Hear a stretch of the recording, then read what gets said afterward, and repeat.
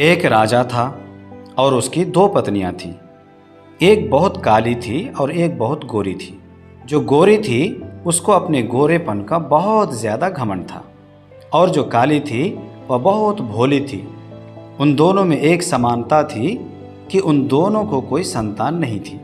राजा बहुत दुखी रहता था क्योंकि उनको लगता था कि मेरी भी कोई संतान होनी चाहिए। राजा अपनी दोनों पत्नियों से बहुत ज़्यादा प्यार करता था। राजा की फेवरेट पत्नी गोरी वाली ही थी, लेकिन उसने कभी भी दोनों पत्नियों में भेदभाव नहीं किया। राजा की जो गोरी पत्नी थी वह बहुत घमंडी और झगड़ालू थी। घर के सब काम राजा की काली पत्नी से करवाती थी और वह बेचारी सब काम कर लेती थी, पर राजा को कुछ भी नहीं बताती थी। एक दिन राजा की दोनों पत्नियों का बहुत बड़ा झगड़ा हुआ और राजा की गोरी पत्नी ने काली पत्नी को महल से निकाल दिया।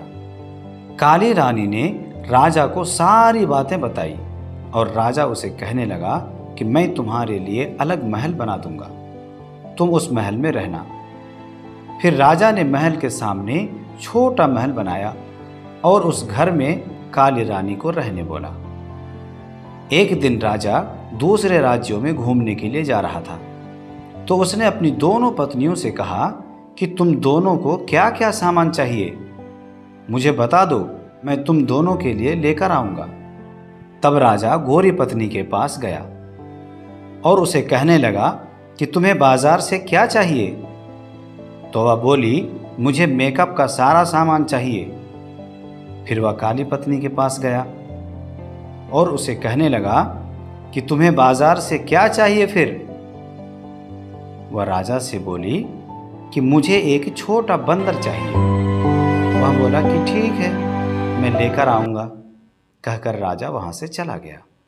अगले दिन राजा दूसरे राज्य गया और उसने वहाँ से सारा सामान ले लिया और अपनी दोनों पत्नियों को उनका सामान दे दिया।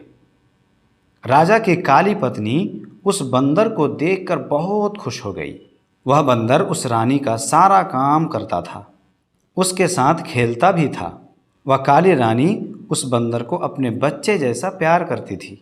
एक दिन अचानक काली रानी बहुत बीमार हुई, पर उसे देखने के लिए राजा नहीं आया। बंदर को बहुत गुस्सा आया और वह राजा के महल चला गया। राजा से कहने लगा कि मेरी माँ जैसी रानी को देखने आप क्यों नहीं आए।